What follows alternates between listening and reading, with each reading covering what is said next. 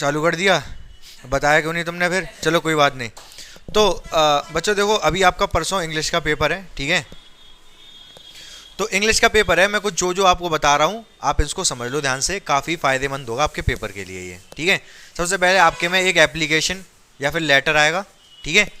तो एप्लीकेशन, जैसे फी कंसेशन पे एप्लीकेशन आई, फी कंसेशन समझते हो क्या? फीस माफी पे। तो फीस माफी पे अगर एप्लीकेशन आती है फी कंसेशन पे, तो किस तरीके से प्रिंसिपल कोई लिखनी होगी आपको एप्लीकेशन। तो पैटर्न क्या होता है, एक सिस्टम से लिखोगे, साफ साफ लिखोगे, अच्छे से लिखोगे तो आपको नंबर पूरे मिलेंगे, ठीक है? और first impression is the last impression, starting में ही होगी, स्टार्टिंग में लिख देना आप, तो फिर उसके बाद तो आपकी कॉपी चेक होती चली जाएगी, दिक्कत नहीं है। तो पहले जो सबसे स्टार्टिंग में जो लिखा जाता है वो साफ साफ क्लियर क्लियर लिखा जाता है। पैटर्न क्या रहता है, सबसे पहले लिखते हैं टू। अब दो तरीके हैं, या तो कॉमा लगा के यहाँ से शुरू करो द प्रिंसिपल, या फिर एक आप पैटर्न फॉलो कर सकते हो, सारी चीजें यहीं से लिखनी होंगी एक ही लाइन से, to the principal, H B inter Aligarh, ठीक है? सब एक ही लाइन में रहना चाहिए सारा कुछ। इसके बाद क्या आएगा? हाँ, सब्जेक्ट, सब्जेक्ट लिख दोगे। इसके बाद अबाउट फी कंसेशन या रिगार्डिंग फी कंसेशन, रिगार्डिंग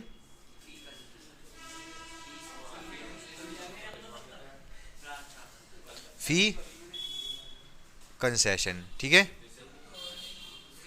अब जो इसके बाद रेस्पेक्टेड सर होता है, सैल्यूटेशन बोलते हैं उसको, सब्जेक्ट से पहले भी लिख दिया जाता है, सब्जेक्ट के बाद भी लिख दिया जाता है, दोनों ही ऑप्शन होते हैं आपके पास, आप किधर भी लिख सकते हो। तो अब लिख दो इसके बाद सर या फिर रेस्पेक्टेड सर। आप क्या लिखोगे? रेस्पेक्टेड, आप क्या मैम है तो आप मैडम लिख दोगे, ठीक है? इसके बाद इसका मेन बॉडी रहती है एप्लीकेशन की, लेटर में भी कुछ कुछ ऐसे ही रहेगा। मेन बॉडी का क्या मतलब है? इसके बाद क्या रहती है? Main body. मेन बॉडी मतलब पूरा जो भी आपको लिखना है, तो इसके क्या लिखोगे आप? आई बैक टू से सफरिंग फ्रॉम फीवर, नहीं कोई जरूरी नहीं है, आई बैक टू से ही लिखो, ठीक है? आप अपनी लैंग्वेज में कुछ भी लिख सकते हो।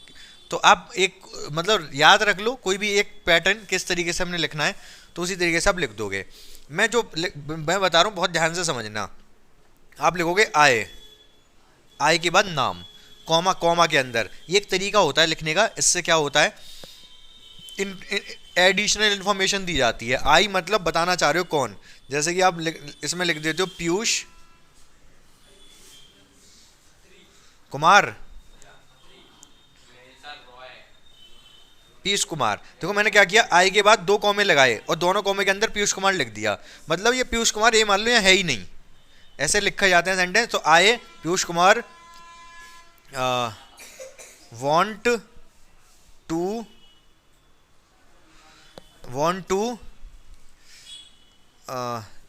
वांट टू आस्क यू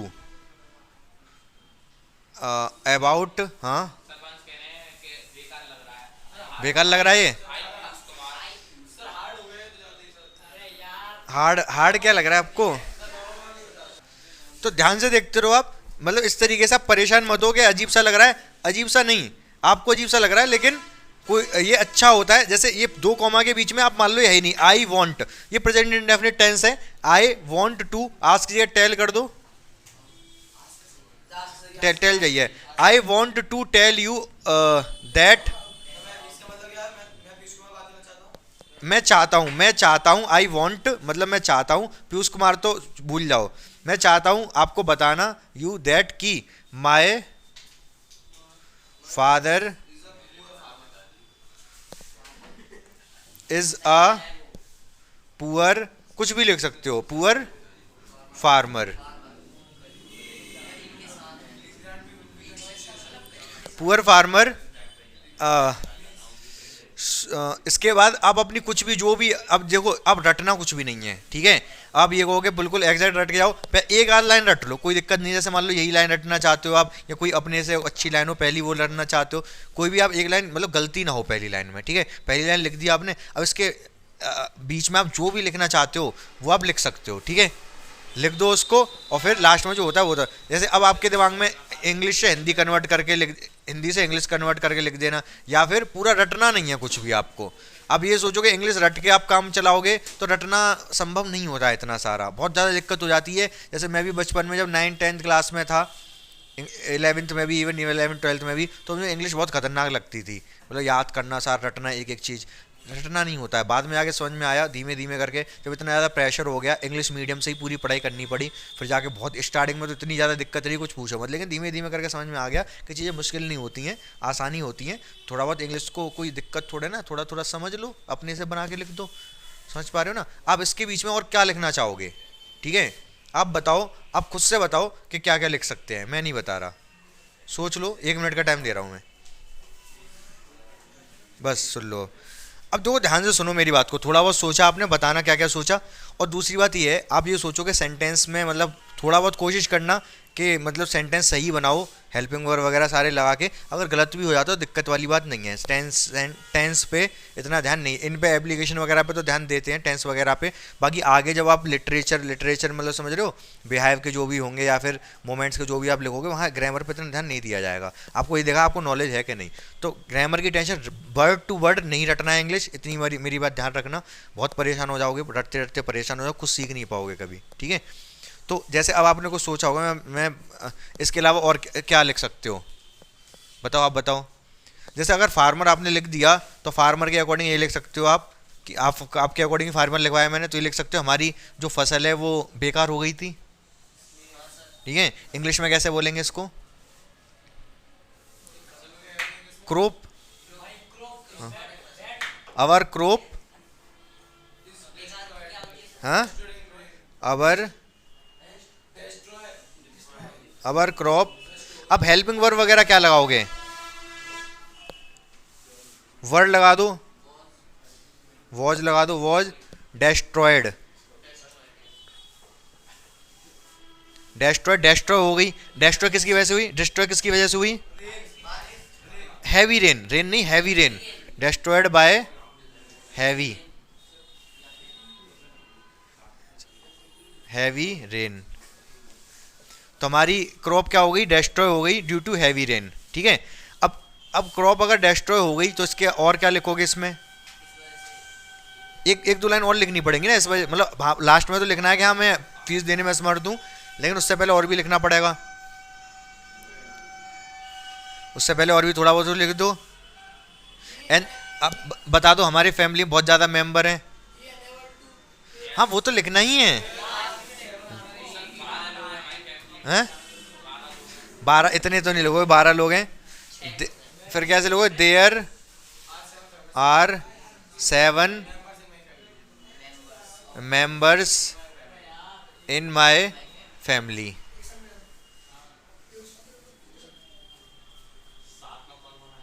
सात फैमिली है। ठीक है, so my father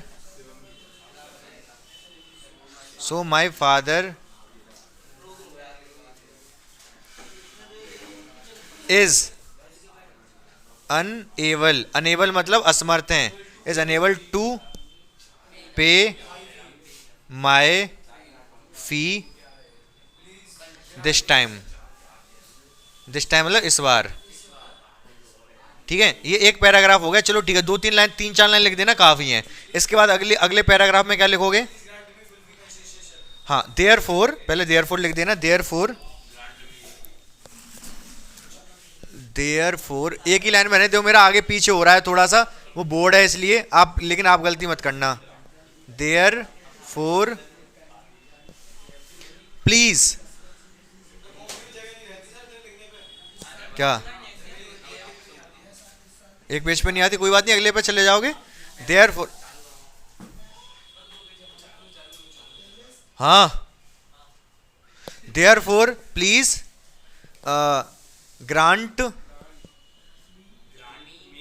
me full. अब आपके एग्जाम में जरूरी नहीं है फुल फी का ही आएगा। ठीक है, पार्शियल का भी आ सकता है, पार्शियल मतलब पार्ट, मतलब कुछ फी कंसेशन। ठीक है, हाँ, ट्रांसफर किसी के लिए भी आ सकता है। तो फुल, मैं फुल के लिए लिख रहा हूँ, फुल फी अब यहाँ पर अगर पूरा फुल फी ना हो, केवल फी हो या फिर पार्शियल फी कंसेशन, तो पार्शियली लिखोगे यहाँ पर। पार्शियल मतलब कुछ भाग, फुल फी कंसेशन, ठीक है। लास्ट में क्या लिखोगे? Your sincerely, thank your sincerely, ऐसे ओबीडेंटली लिख सकते हो। वर्ड ध्यान रखना, स्पेलिंग गलत मत करना जो भी लिखना चाहो। योर सिंसियरली, नाम लिख दोगे, नाम के बाद एक्स वाई जेड लिख दोगे, कोई दिक्कत नहीं है, ठीक है। उसके बाद क्लास लिख देना, क्लास, और नहीं नहीं इधर ही लिखोगे, मैं वही बता रहा हूँ ना, पैटर्न सही वाला फॉलो करोगे। पहले लिखा जाता था उधर, अब सारी चीज़ें, सारी चीज़ एक एक चीज़ लाइन से आनी चाहिए, एक एक चीज़। हाँ कॉपी पे लाइन होती है ना, तो कर लेना। समझ पा रहे हो मेरी बात को? पूरी चीज़ एक ही लाइन में होनी चाहिए, ठीक है। तो एक्स वाई जेड, नाम के नेम एक्स वाई जेड लिख दिया आपने, जो भी जिस तरीके से वो बोलेगा, या कुछ हो सकता है नाम दे के आपका नाम ये है, ये करो वो करो, एक्स वाई जेड। क्लास लिख दोगे अपनी, डेट लिख दोगे यहाँ पर, बस, ठीक है। समझ में आई एप्लीकेशन लिखने का तरीका? अब मैं पूरा नहीं बताऊंगा, मैं फॉर्मल इनफॉर्मल लेटर का पैटर्न बताऊंगा किस, हाँ कोई बात नहीं, वो लिखना चाहो लिख दो। अब मैं फॉर्मल और इनफॉर्मल लेटर का पैटर्न बताऊंगा किस तरीके से लिखा जाता है। समझ रहे हो मेरी बात को? वो और देखो, एप्लीकेशन आएगी तो वो तो ठीक है, ये तो आपको आती है। फॉर्मल इनफॉर्मल लेटर बताऊँ, ध्यान से देखो, हाँ कर लो। अब इसके बाद बहुत ध्यान से सुनो, दो आपके में आएंगे, फॉर्मल लेटर, इनफॉर्मल लेटर, कोई भी आ सकता है। फॉर्मल इनफॉर्मल लेटर कैसे? जैसे अगर आप अपने दोस्त को लेटर लिख रहे हो, अपने पापा को लिख रहे हो, मम्मी को लिख रहे हो, या फिर पापा मम्मी आपको लिख रहे हैं, मतलब कोई फैमिली में अगर लेटर लिखा जाता है, इनफॉर्मल बोलते हैं। फॉर्मल कब? जैसे कि जैसे कोई किसी कंपनी को किसी दूसरी कंपनी को लिख रही है, या फिर आप डीएम को लिख रहे हो, सीएम को लिख रहे हो, ठीक है, प्रधानमंत्री को लेटर लिख रहे हो, एप्लीकेशन लिख रहे हो, ठीक है, प्रधान, हाँ कोई बात नहीं, बस बस बस। तो आप किसी को भी लेटर लिख रहे हो, मतलब ऐसा कोई, मतलब आपके यहाँ साफ सफाई नहीं है, तो आप किसको, नगर निगम को एप्लीकेशन लिख रहे हो। तो ये सब एप्लीकेशन जो लेटर लिख रहे हो, तो ये सारी लेटर कैसे होंगे? आपके फॉर्मल लेटर होंगे। बात समझ पा रहे हो? लिखने का तरीका समझ लो ध्यान से। हाँ ये सब फॉर्मल हैं, दो इनफॉर्मल और फॉर्मल, दो तरीके के लेटर हैं, इनफॉर्मल, हाँ इनफॉर्मल और फॉर्मल,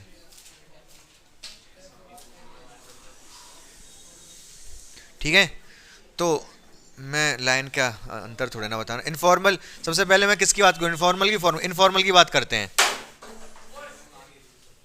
इनफॉर्मल की बात करते हैं। इनफॉर्मल में सबसे ऊपर पहले क्या आता है? Sender's address, sender's address. Sender address का मतलब समझ रहे हो? भेजने वाले का एड्रेस, ठीक है, भेजने वाले का एड्रेस आता है। और इसमें दो चीजें आती हैं, सबसे पहले लिखते हैं सेंडर्स एड्रेस, सेंडर्स एड्रेस, उसके बाद डेट, उसके बाद रिसीवर्स एड्रेस,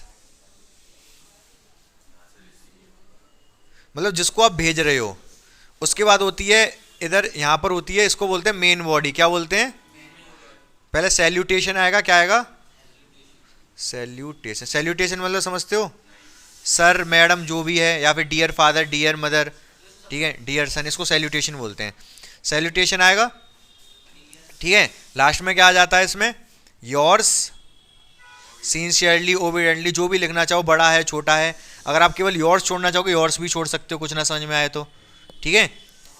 आपको ऐसे किसी को लिख रहे हो, अगर देखो फॉर्मल लेटर है तो फिर लिखना कुछ, योर्स मत लिखना। इनफॉर्मल में योर्स लिख सकते हो लास्ट में। यहाँ पर सेंडर्स एड्रेस आ गया, सेंडर एड्रेस के बाद आप क्या अपनी मेड बॉडी लिख दोगे पूरी, ठीक है।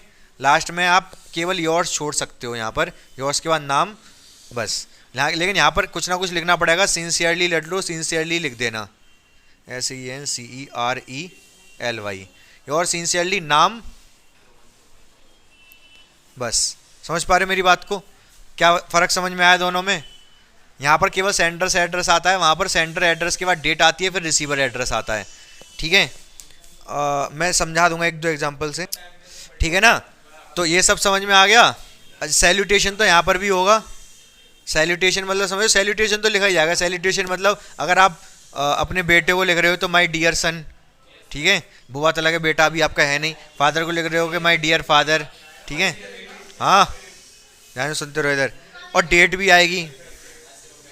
ये पैटर्न है, ठीक है। सबसे पहले आपको पैटर्न ध्यान रहना चाहिए किस तरीके से आपको लिखना है। ये चीज़ अपनी कॉपी पे लिख लो। मैं एक आध दो एग्जांपल बता दूंगा, मतलब कोई लेटर लिख के फिर आप इसको समझ लेना किस तरीके से करना हो। पहले इतनी चीज़ ही लिखो आप जल्दी से अपनी कॉपी पे। ये सैल्यूटेशन ठीक कर लेना, SALUTATION होगा, ठीक है।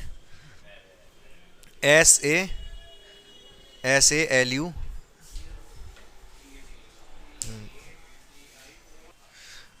अब बहुत ध्यान से सुनना बच्चों मेरी बात। देखो, अगर एप्लीकेशन आती है तो एप्लीकेशन लिखनी आती थी आपको।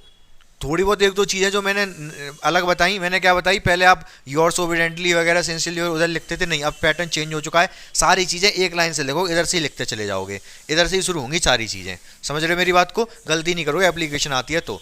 अब लेटर में भी दो लेटर, इनफॉर्मल और फॉर्मल, कोई सा भी आ सकता है। जैसे यहाँ पर लिखा है, यहाँ पर लिखा है यू आर वेद प्रकाश, आप वेद प्रकाश हो, living in government hostel Delhi, government hostel Delhi में रहते हो। राइट अ लेटर, एक लेटर लिखना है टू, किसको? योर फादर, अपने फादर को, टू सेंड यू 5000 रुपीज़। अब इसमें हो सकता है, अब ये लेटर कौन सा, इनफॉर्मल या फॉर्मल? फॉर्मल इनफॉर्मल का मतलब समझते हो आप? नहीं, इनफॉर्मल का मतलब, इनफॉर्मल चीजें वो होती हैं जो हम जनरली घर पे करते हैं। फॉर्मल का मतलब, फॉर्मल जो वर्ड है उसका मतलब होता है कि बिल्कुल फॉर्मल तरीके से। फॉर्मल तरीका मतलब कि जैसे कि हम किसी से बात कर रहे हैं, जैसे आप टीचर से बात कर रहे हैं तो हमें फॉर्मल तरीके से बात करनी पड़ेगी। टीचर भी आपसे फॉर्मल तरीके से ही बात करेगा। टीचर ऐसे नहीं, टीचर कहेगा कि जैसे आपसे पूछेगा कि क्या सेकंड चैप्टर पढ़ के आई हो आप, ऐसे ही तो पूछेगा। इनफॉर्मल तरीका क्या हो गया, तो तुम्हारे भैया पूछा है तो सेकंड चैप्टर कर लो ना कर लो। टीचर नहीं कह सकता कि सेकंड चैप्टर पढ़ लो ना पढ़ लो तूने।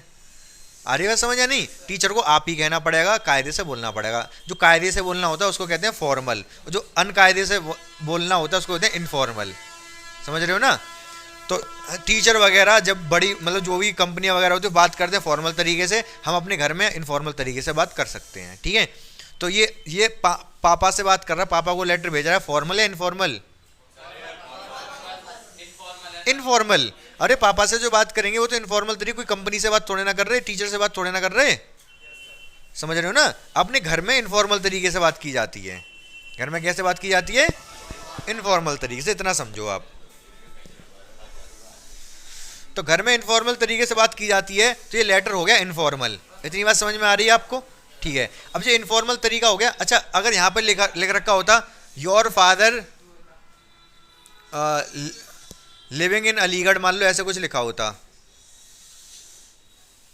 आपके पापा जी कहाँ रहते हैं? अलीगढ़ में रहते हैं, आप दिल्ली में हॉस्टल में रह रहे हो, आपको पैसे मंगाने हैं, ठीक है। बात समझ रहे हो? अभी जो मैंने इनफॉर्मल लेटर लगवाया था, वहाँ लिखवाया था सबसे ऊपर लिखवाया था सेंडर्स एड्रेस।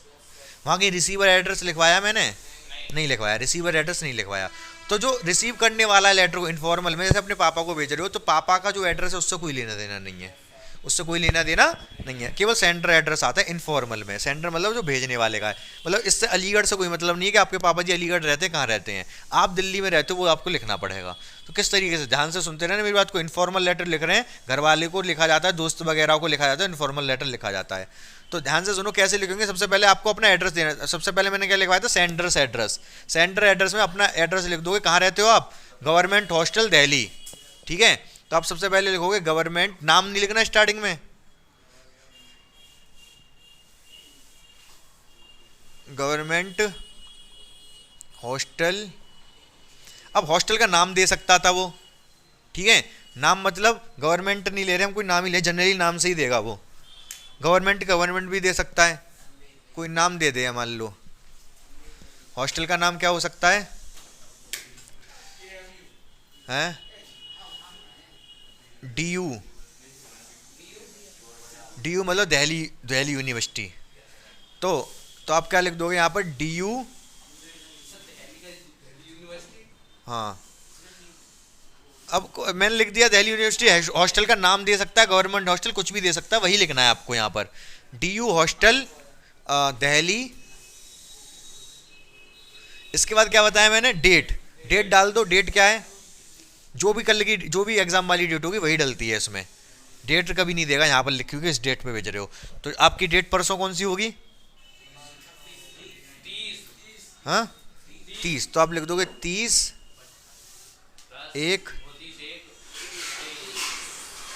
सही है, ठीक है। फादर को लिख रहे हो माय डियर फादर, सही है। समझ रहे हो मेरी बात को, हर एक बात को यहाँ पे एक लाइन छोड़नी पड़ेगी, यहाँ पर एक लाइन छोड़नी पड़ेगी। आपका पेपर प्लेन होता है, लाइन लाइन होती है ना, एक लाइन यहाँ छोड़ दोगे, एक लाइन यहाँ छोड़ दोगे, समझ रहे हो मेरी बात को। अब यहाँ कोई लाइन नहीं छूटेगी, ये दोनों लाइन है, मतलब लिख दूँ, लाइन बना दे रहा हूँ, लाल से कर दे रहा हूँ, एक लाइन यहाँ छूट गई, एक लाइन यहाँ छूट गई, ठीक है। क्यों, एक छोड़नी है, एक यहाँ एक यहाँ, हाँ बोलो। यहाँ नहीं नहीं, यहाँ नहीं, ये तो पूरा एड्रेस है ना, DU हॉस्टल दिल्ली, ये पूरा एड्रेस हुआ अभी खत्म, ठीक है। फिर ये एक लाइन छोड़ के डेट, फिर एक लाइन छोड़ के माय डियर फादर, बात समझ रहे हो भाई। यही चीज़ है, ये स्टार्टिंग में ही लिखना पड़ेगा आपको। ये अगर आपने कायदे से साफ साफ कोई गलती नहीं की इसमें, तो टीचर समझ जाएगा कि बच्चे को नॉलेज है, ठीक है। बाकी आगे जो लिखोगे उस पर इतना आपकी ग्रामर वगैरह पे गलती होगी तो इतना ध्यान नहीं देंगे। तो सेम बोर्ड में, अभी तो ये 9th क्लास का एग्जाम है आपका, सेम बोर्ड में भी यही चीज़ होती है। बोर्ड में भी अगर स्टार्टिंग में आपने साफ साफ अच्छा साफ सुथरा लिख दिया तो आगे ज़्यादा चेक नहीं होता है, समझ रहे हो मेरी बात को। तो बहुत ध्यान से समझो जो चीज़ें मैं बता रहा हूँ। इसके बाद कोई लाइन नहीं छूटेगी। इसके बाद क्या लिखो, अपने पापा जी को क्या बोलोगे आप सबसे पहले, सबसे पहले नमस्ते बोलोगे, लिख सकते हो नमस्ते लिख दो, नमस्ते, ठीक है, नमस्ते लिख दिया। अब इसके बाद क्या बोलोगे आप, कॉमा लगा दो, कॉमा, हाँ। अब नहीं, लाइन नहीं छोड़नी, कोई लाइन नहीं छोड़नी, रुक जाओ एक सेकंड, प्रसाद दे दूं। हाँ, तो सबसे पहले तो देखो, अब यहाँ पर क्या होता है कि यहाँ पर सबसे पहले ये लिखना होता है कि हम, मेरी आशा ये है कि आप वहाँ पर आपका स्वास्थ्य स्वस्थ होगा, ठीक है। तो क्या लिखना पड़ेगा, आई होप योर हेल्थ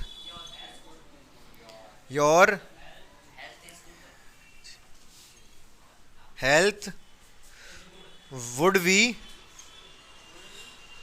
अब ये वर्ड लिखना वुड बी, वैसे ये वुड बी का क्या मतलब होता है, होगा, मतलब होगा, मतलब ये फ्यूचर टेंस की बात नहीं कर रहे। विल भी लिखोगे वो भी गलत नहीं होगा, लेकिन जो अच्छा वर्ड है वो वुड है, आप इस वर्ड को लिखोगे वहां पर, ठीक। कुछ चीज़ें मैं बता रहा हूँ, इस पर ध्यान दोगे। ये वर्ड है वुड भी, जब हम कहते हैं ना कि वहां पर ऐसा होगा, हो रहा हुआ है, तो वो प्रेजेंट में ही, लेकिन हम बोलने में क्या बोल रहे हैं, होगा। जैसे मैं अभी ये कहूँ कि मेरी बहन खाना बना रही होगी, जब कहते हैं होगा होता है तो क्या होता है कि हम फ्यूचर में उसको बोलते हैं, फ्यूचर होता है, होगा होगी होगा, क्या ये लेकिन फ्यूचर में है टेंस। खाना बना रही होगी फ्यूचर में नहीं है, ये है प्रेजेंट में ही, ठीक है। तो इसको कैसे बोलेंगे, my sister would be eating food, खाना बना रही हुई, वुड का यूज होगा यहां पर, समझ रहे हो। तो नमस्ते, I hope your health would be good या फाइन एंड, और क्या बोलोगे, और क्या, मम्मी की भी, मम्मी को कैसे छोड़ दोगे, and mother's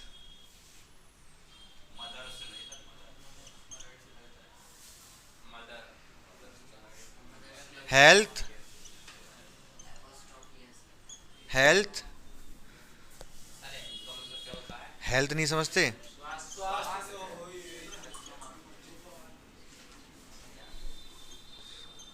would also be fine, good लिख दो, फाइन लिख दो, ठीक है। हमने उनके हेल्थ के बारे में बात कर ली पहले, ठीक है। अब ये बताना उनकी अच्छी है, और अपने भी तो बताओगे, जब वो लेटर पढ़ रहे होंगे वो ये भी तो चाहेंगे हमारा बेटा भी अच्छा ही होगा, ठीक है। इसके बाद लिखोगे and I am also very good here. ठीक है, समझ गए इतनी बात को? ये सब चीजें, और बहन भाई के बारे में लिखना हो तो उसके बारे में भी लिख सकते हो। ठीक है, my my mother sister and brother would also be fine, ऐसे भी लिख दो, कोई दिक्कत नहीं है। इतनी बात समझ में आई आपको? ठीक है, ये अभी तक तो हमने बस ऐसी बात की है। ठीक है, अब इसके बाद क्या लिखना चाहोगे? अब थोड़ा बहुत मुद्दे पे आ जाएंगे। अब आपको चाहिए 5,000 रुपये। क्या चाहिए? 5,000 रुपये। सबसे पहले क्या कहोगे? इतने इतने लिखने के बाद क्या लिख दोगे? Send me 5,000 rupees? नहीं,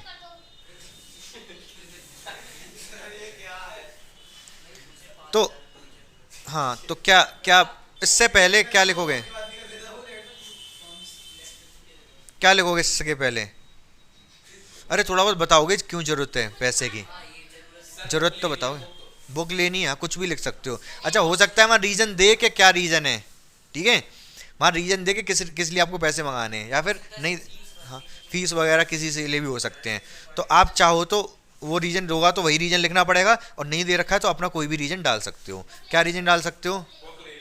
बुक लेने के लिए। बुक लेने के लिए 5,000 सही नहीं है ना, और भी चीज़ें। अच्छा, हॉस्टल फीस वगैरह कुछ भी लिख सकते हो। अच्छा, और इससे पहले आप बता दोगे जो पहले पैसे भेजे थे उनका क्या किया आपने, ये भी तो बताओगे। ये अभी जस्ट मेरे दिमाग में आया है। जैसे मतलब पहले पैसे भेजे तो उनका भी बताना पड़ेगा कि वो ख़त्म हो चुके हैं।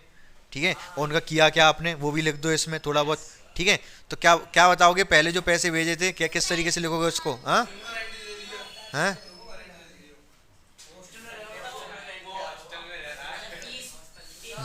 हाँ हाँ।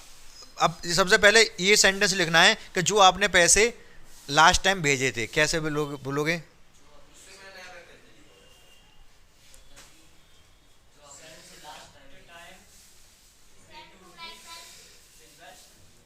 कैसे बोलोगे? जल्दी बोलो। मनी, या फिर मनी लिख दो। Money, money that you sent last time. Last time, money that you send last time from which. अब ये मैं अपने अकॉर्डिंग लिख रहा हूँ, आप अपने अकॉर्डिंग कुछ भी मतलब सेंटेंस उल्टा सीधा बना के लिख सकते हो। फ्रॉम विच आई पे, आई पेड। पेड क्यों? क्योंकि पास्ट में लिखना पड़ेगा, मैंने कर दी। I paid hostel fees, hostel fees and, और क्या पे कर दिया उससे? And purchase some books, some books. But now, अब क्या लिखोगे? अब और क्या चीज की आवश्यकता है आपको? किस चीज की आवश्यकता है? अरे मतलब, अच्छा दो पैराग्राफ में लिखो। ये पहला पैराग्राफ चल रहा है, पहले पैराग्राफ में अपनी कमी वो बता दोगे सारी चीजें, दूसरे पैराग्राफ में बताओगे कि इसलिए मुझे 5,000 रुपये भेज दिए जाएं। समझ रहे हो मेरी बात को? दो पैराग्राफ में डिवाइड कर दोगे। अभी पहले बता दो बट आपको किस चीज के लिए आवश्यकता है पैसों की। But now I need, need मतलब आवश्यकता है। I need some more money to, क्या किस लिए? हाँ, टू पे हॉस्टल की तो पहले लिख दिया यार, हॉस्टल भी पे कर दी। दिमाग खराब है तुम्हारा? हैं? कपड़े खरीदेगा ये, देखो बताओ पैसे मंगा रहा है। हैं?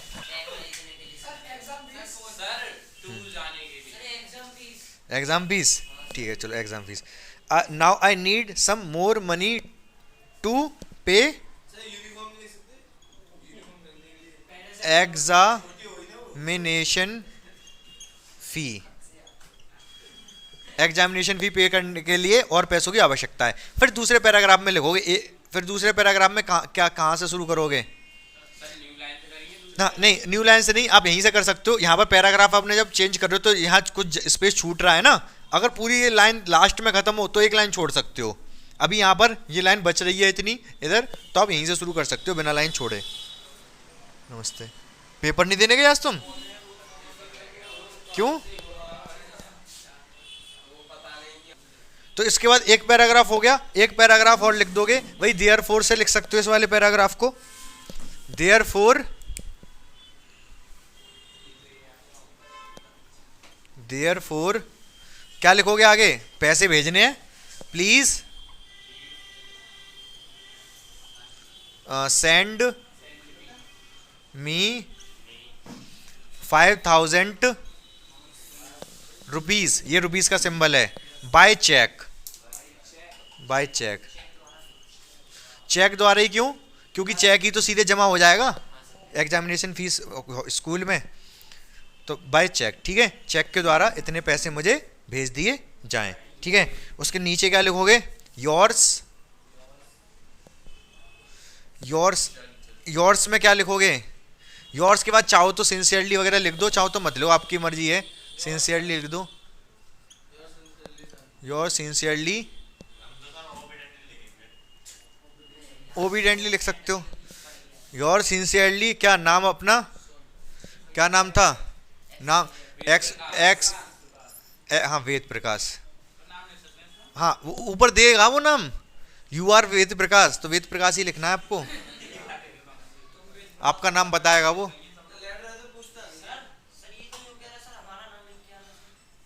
है CHEQUE सही है, CHEQUE।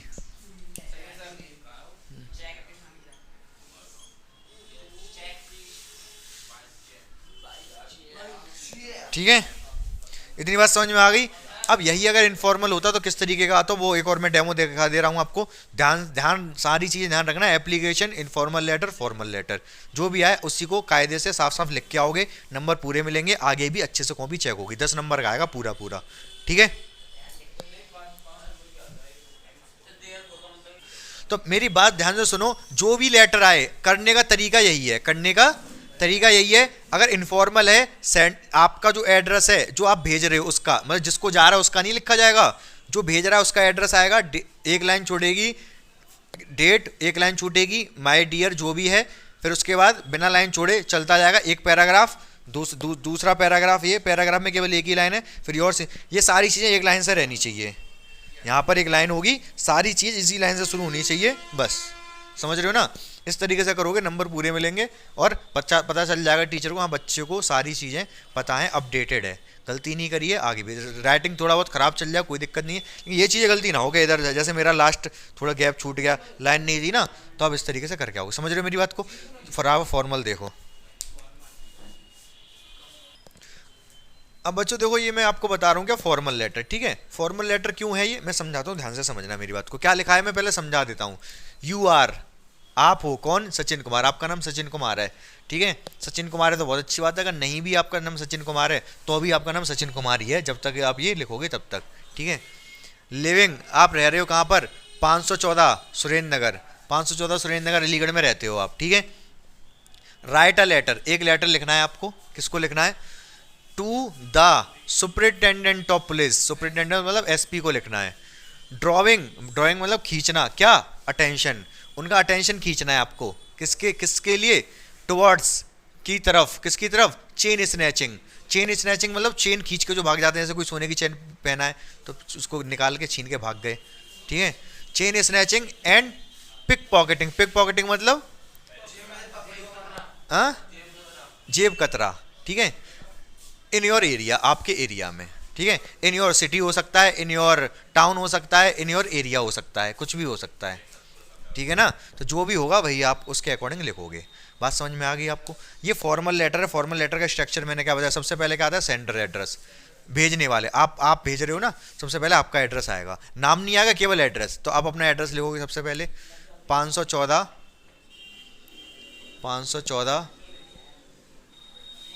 सुरेंद्र नगर अलीगढ़। ठीक है,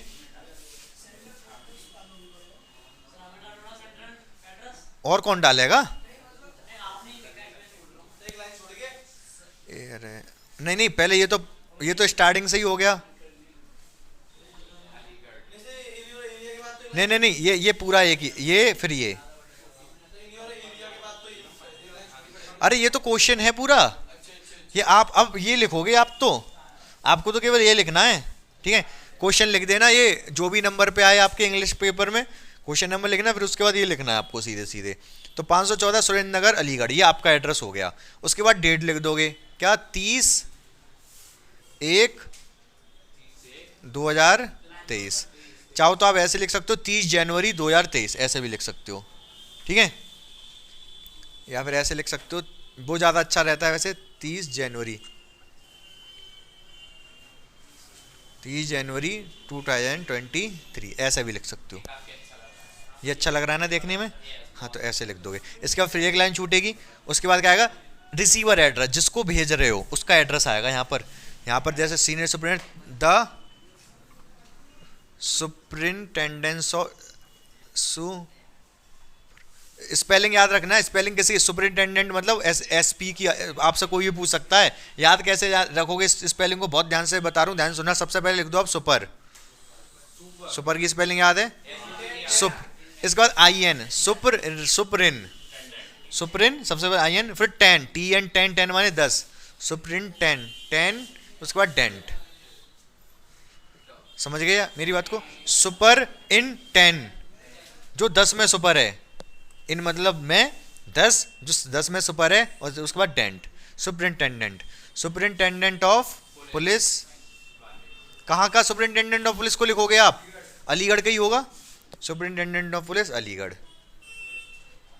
इसके बाद अब ये है फॉर्मल लेटर, तो इसमें आपको सब्जेक्ट भी लिखना पड़ेगा। क्या लिखना पड़ेगा? सब्जेक्ट।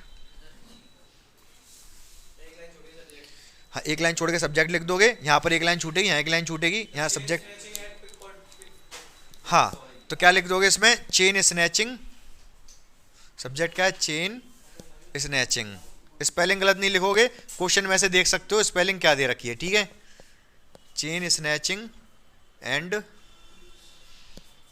Pick pocketing. इसके बाद क्या लिखोगे? हाँ हाँ, लाइन छोड़ के लिखना है। लाइन छोड़ के सब्जेक्ट, सब्जेक्ट के बाद क्या लिखोगे? Respected sir, respected sir oblique madam भी लिख सकते हो। हाँ, लाइन छोड़ दोगे यहाँ पर भी। जहाँ जहाँ लाइन छोड़ी है मैं बता दे रहा हूँ कहाँ कहाँ लाइन छोड़नी है आपको।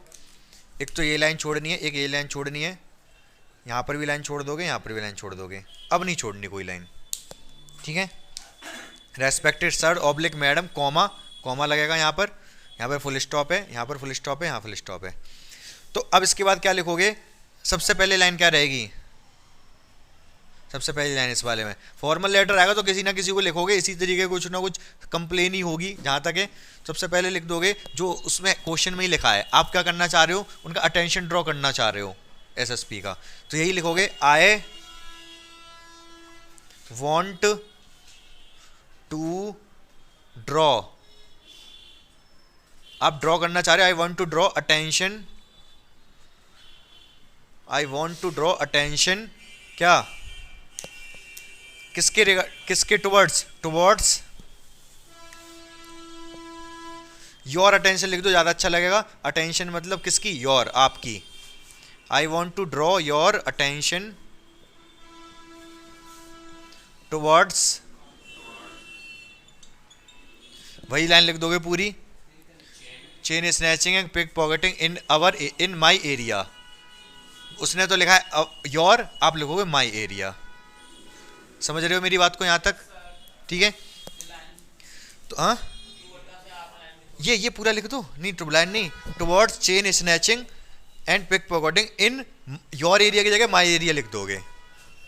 ठीक है, वो क्वेश्चन वाला तो योर एरिया कह रहा है, आप तो माई एरिया लिखोगे ना, इन माई एरिया। इसके बाद जो भी आपको लिखना चाहो सब लिख सकते हो, जो भी आप लिखना चाहो, अगड़म झगड़म, ये वो, अलाना फलाना ढिमका, लास्ट डे, ऑन ट्यूसडे, ये अपनी कोई कहानी लिख दोगे, I was going to my school, ठीक है, and one man came and he snatch my bag, school bag, and and bring all my luggage, या लगेज तो नहीं बोले, ऑल माई फूड या फिर जो भी मनी इन माई बैग, ठीक है। इस तरीके से आप जो भी आप लिखना चाहो सब कुछ लिख दो। समझ पा रहे हो मैं क्या करूँ? अपनी लैंग्वेज में कोई एक स्टोरी अपने दिमाग में बना लेना। इसके बाद स्टोरी मतलब जैसे पिक पॉकेटिंग मतलब चोरी वोरी से रिलेटेड है, कोई एक स्टोरी।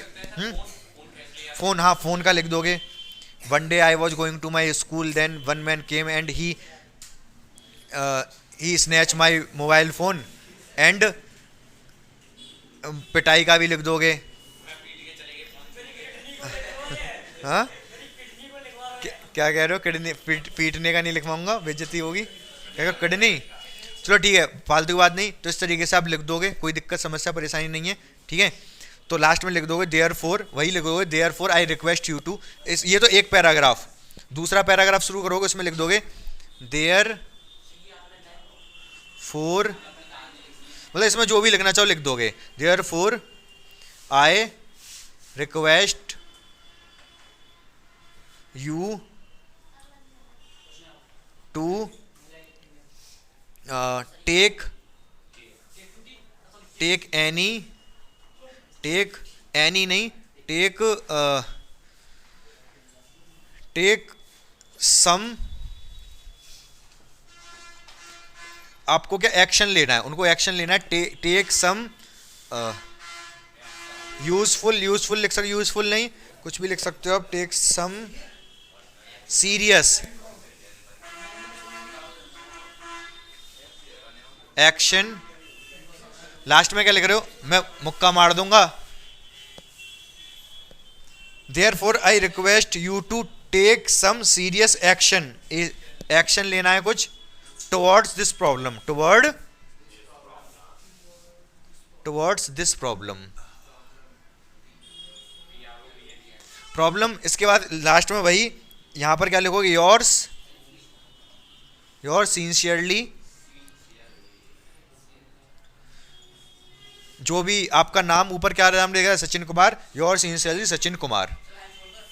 हाँ यहाँ पे एक लाइन छोड़नी पड़ेगी, एक लाइन छोड़ देना। योर सिंसियरली के बाद लाइन नहीं छोड़ी, सचिन कुमार, योर सिंसियरली उसके जस्ट नीचे सचिन कुमार। जो भी नाम दे रखा हो उसमें अपना नहीं लिखना आपको। बात समझ में आई आपको? फॉर्मल लेटर का पूरा। फॉर्मल लेटर में एक ये चीज़ और बढ़ गई, रिसीवर एड्रेस और लिखा जाता है, इनफॉर्मल में नहीं लिखा जाता। आपने पापा को भेजा था तो पापा का एड्रेस नहीं लिखा था, लेकिन यहाँ पर एसएसपी को भेज रहे हो तो एसएसपी का एड्रेस लिखना पड़ेगा आपको, क्योंकि ये फॉर्मल है, वो इनफॉर्मल था। बात समझ में आई आपको पूरी? ठीक है, कोई दिक्कत परेशानी समस्या नहीं लग रही? तो ये आएगा आपके 10 नंबर पक्के हो जाएंगे अगर आपने ध्यान से समझ लिया तो। क्लियर है ये बात आपको? तो ये आपको करके आना है पेपर में। अब मैंने इतना समझा, अब मेरी बात सुन लो। अभी बैक नहीं करना। हाँ क्या? हाँ साइड तो मैं हो जाऊंगा, पहले मेरी बात सुन लो। तो इसके बाद देखो ग्रामर, टाइम तो काफ़ी हो गया इसी को बताने में। ग्रामर मैंने बता रखी है पहले से ही। ग्रामर में मैंने क्या क्या पढ़ा दिया था आपको? टेंस, पार्ट्स ऑफ स्पीच जो कि आएंगे, एक्टिव पैसे पढ़ा दिया, डायरेक्ट इनडायरेक्ट नहीं, थोड़ा सा पढ़ा दिया ना आज ही। फिर आज चाहो तो मैं कुछ पढ़ा दूंगा। पंक्चुएशन तो आसान है, खुद से कर लेना, मॉडल में से देख लेना अपने बुक में से। हाँ क्या? एक टॉपिक कोई और ले ले रहा हूँ मैं थोड़ा बहुत, ठीक है। हाँ तो एक टॉपिक और पढ़ा दूंगा, डायरेक्ट इनडायरेक्ट पढ़ा देता हूँ। अभी डायरेक्ट इनडायरेक्ट पढ़ा देता हूँ, और उसके अलावा उसमें क्या करना है लिटरेचर में वो बताता हूँ। पहले डायरेक्ट इनडायरेक्ट खत्म कर लें, फिर उसके बाद देखते हैं क्या करना है, ठीक है।